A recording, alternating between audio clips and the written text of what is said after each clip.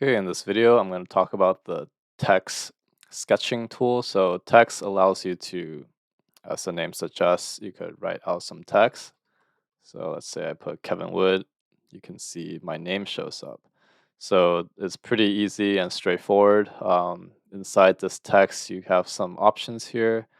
You have like a link to property, you could bold it, you could use italics, you could undo it, and so on.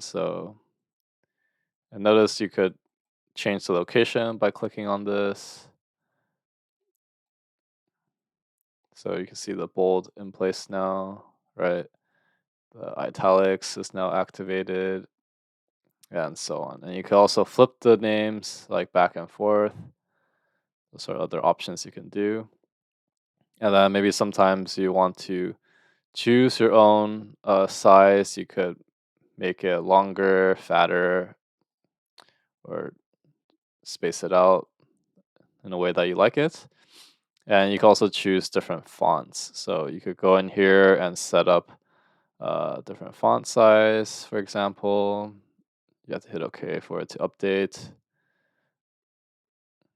And then you can also choose like how big you want it. So you could choose, you know, different different point sizes.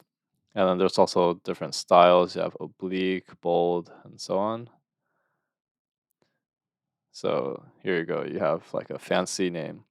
But in practice, if you have something that's like too fancy, you want to consider like how easy it is to dimension or like to actually manufacture. Like let's say you're 3D printing, or you're gonna just like etch the surface or do a through cut. And we'll talk about those things later on. But you just want to create a text that's gonna work for your application. So sometimes fancier is not always better. But here you can see you could pretty much create any text you want and then customize the font size and do whatever you want. So typically when I do like texts, I don't bother trying to fully dimension it because it's usually not that easy or impossible.